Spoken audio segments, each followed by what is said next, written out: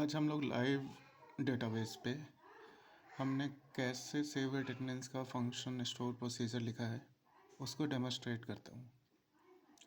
Simple है, straight forward, ज़्यादा parameter use नहीं किया, मिनिमम पैरामीटर से मैक्सिमम आउटपुट देने की कोशिश कर रहे हैं। अगर अटेंडेंस हमें किसी का सेव करना है तो क्या क्या यूज कर सकते हैं, किस यूज़र का है, किस डेट का है, अटेंडेंस का स्टेटस क्या है, वो प्रेजेंट है, एब्सेंट है, लीव पे है, हॉलीडेज है, हाफ डे है, फर्स्ट हाफ लीव पे है, सेकेंड हाफ लीव है, वट एवर जो भी मैनेज करना चाहते हैं हम वो अटेंडेंस स्टेटस में मैनेज कर सकते हैं। रिमार्क्स, HR कोई रिमार्क्स देना चाहता है तो वो रिमार्क्स कॉलम के अंदर वो ऐड कर सकता है।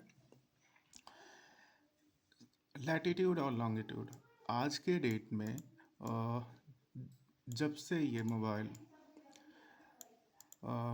की दुनिया आई है, आप लोगों को पता ही होगा कि ज़्यादातर जो भी लोग अटेंडेंस सेव करते हैं वो सारे लोग लैटिट्यूड लॉन्गिट्यूड कैप्चर करते हैं।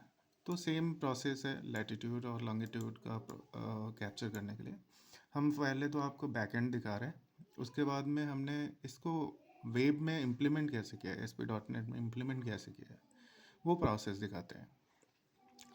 उसके बाद क्रिएटेड बाय, किस यूजर ने क्रिएट किया है, खुद से अटेंडेंस मार्क हुआ है या किसी HR के द्वारा हुआ है या किसी थर्ड पर्सन के द्वारा। तो हम कैसे आइडेंटिफाई करेंगे जब तक हमारे पास उस यूजर का ID नहीं होगा। तो वो एक क्रिएटेड बाय में हम यूजर ID लेते हैं। अब सबसे पहले एक पैरामीटर स्टेटस के नाम से हमने क्रिएट किया है।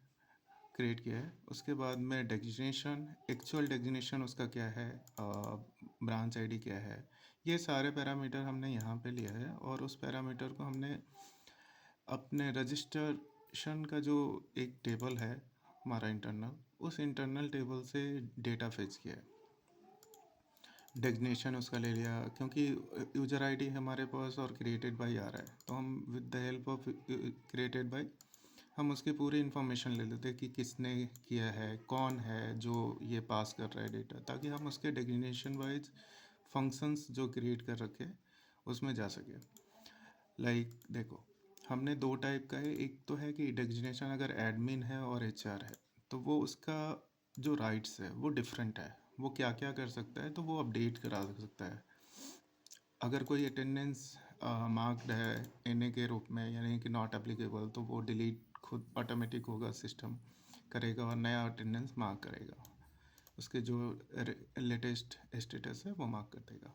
तो उसमें हम लोग कर रहे सबसे पहले कि अगर अटेंडेंस मार्क्ड है तो हम चेक करते हैं कि ईच एक्टिव अगर Y है, उस पर्टिकुलर यूज़र का, जिस यूज़र का हम अटेंडेंस लगा रहे हैं उस यूज़र के डेट का, तो उससे डेटा फेच किया। अगर डेट मिलता है तो हमने चेक किया कि क्या attendance status is equal to out है। अगर आउट आ रहा है तो आउट के लिए हमने एक अलग पैरामीटर दे रखा है, तो वो आउट के लिए मार्क करेगा। जैसे मैंने प्रीवियस बताया था आपको कि अटेंडेंस स्टेटस में हम प्रेजेंट लेते हैं, लीव लेते हैं, हॉलीडेज लेते हैं, आउट ले रहे हैं, इन आउट का दोनों अटेंडेंस हम ले रहे हैं, तो इन है या आउट है उस पर डिफाइन होगा। नेक्स्ट स्टेप में अगर NA है तो हम सबसे पहले उसका डिलीट करते हैं, क्योंकि NA का मतलब है कि उस यूज़र ने ना ही इम्प्लीमेंट किया, ना ही अपना अटेंडेंस लगाया और ना HR ने अभी तक अटेंडेंस लगाया, तो उस केस में उसका क्या अटेंडेंस है वो मैनेज कर सकते हैं। उसके बाद अगर ये मैनेज होता है, उसके बाद में हम उसको करते हैं कि अटेंडेंस को अपडेट करा रहे हैं with the help of parameter. Attendance का डेट क्या है और उसका यूज़र कौन है, तो उसमें अपडेशन कौन कर रहा है, किसके द्वारा किया जा रहा है, रिमार्क्स क्या आया है, स्टेटस क्या है और डेज क्या है, वो सारे इन्फॉर्मेशन अपडेट कर रहे हैं। अगर कोई इस बीच में कोई इश्यू आता है तो हमें तो ट्रांजेक्शन को रोल बैक करना होगा, तो हमने यहाँ पे ट्राई ब्लॉक यूज़ किया, ट्रांजेक्शन ओपन किया। अगर सब कुछ सही है, अगर कोई एरर नहीं है अपडेशन में, तो हम ट्रांजेक्शन को कमिट करके ट्राई ब्लॉक क्लोज करते हैं।